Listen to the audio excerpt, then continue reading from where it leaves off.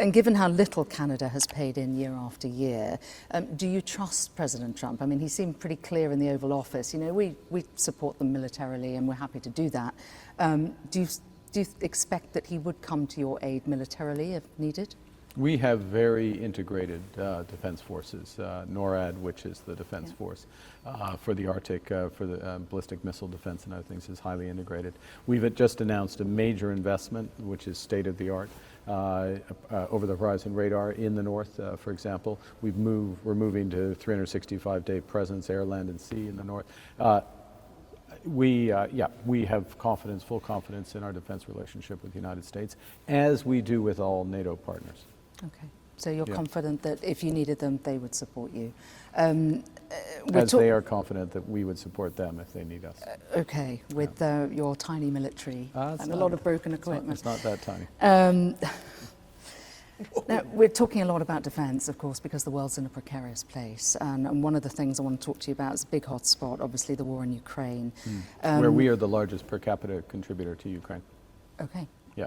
I know that you like to go from the personal to the general pretty quickly, but I'd like to talk to you a little bit about your values as a leader, if I may.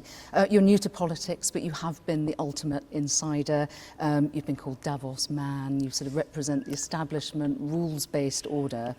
A lot of that is in retreat. It's mistrusted by people because they feel like it's failed them. Do you accept any of that? Well, there's a lot in that question. Has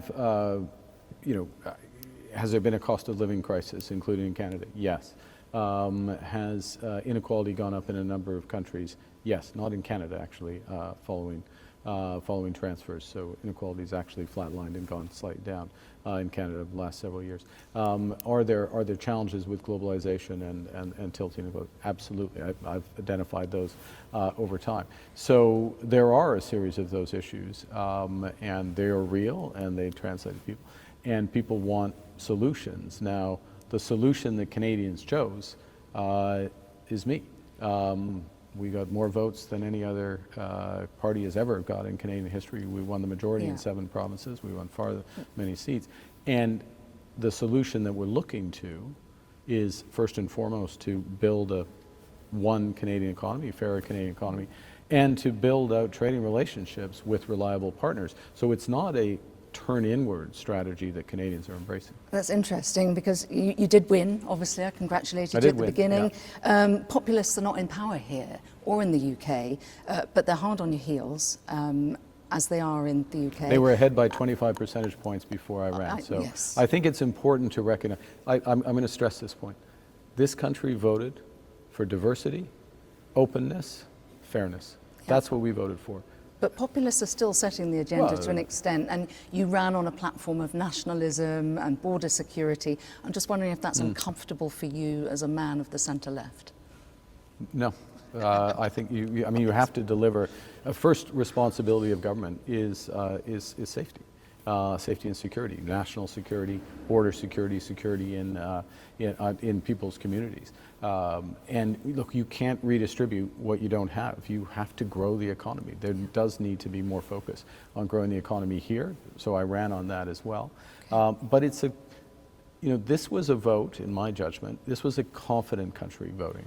It was voting to reaffirm values. America's a melting pot, we're a mosaic. Healthcare is a big business in the United States. In Canada, it is a right. It is a very different country, and people recognize those differences and voted for those differences. We talked about it earlier with respect to the King. We have 3 founding peoples, but we are a truly multicultural society. This is you look at the cabinet that we swore in today. It is a very different country than many countries, and so there's this affirmation of it. Now, I have a responsibility, and my government does, to deliver on the economic side, to deliver with the United States and those other factors, but in the context of, as I say, a confident candidate.